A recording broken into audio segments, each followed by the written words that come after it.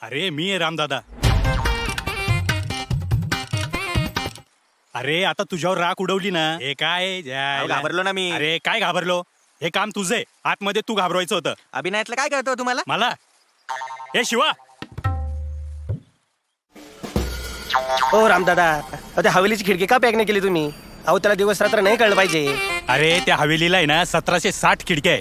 काय काय झाकायचं यार? अहो पण झाकावं लागेल ना, सर ओरडतात मला माहिती ना. मग मी काय करू? झाकून घ्यायचं, आपलं काम आहे ते. आता काय सांगायला पाहिजे का तुम्हाला? शिवा. तुम्ही आवरून घ्या गाड्या सगळं लवकर. अहो ऐकून तर घ्या तुम्ही. हो रामदादा, हा. अहो त्या बेडरूम मध्ये काय लावलं तुम्ही? फक्त काय? गादीन पलंग? मग काहीतरी सजावट करायची ना हो. तुम्हाला माहिती ना सर बोलत्या मला. ए वस्तू संपल्या रे. संपल्या? हा. मग आता? मग आता काय? आता मी पुतळा बनून उभा राहू का? अहो पण तुम्ही समजूनच ए, घेत शिवा. नाही राव. अहो हे तर लावा इथं. अहो इथं काम सोडून कुठे चालले हो? ए भाई बरं झालं भेटला. बरं ऐक, ते ऑडिशन देऊन टाक बरं का.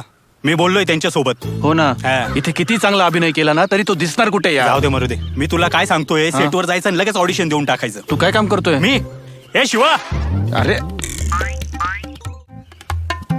हो खिडक्या बसून झाल्या का सगळ्या?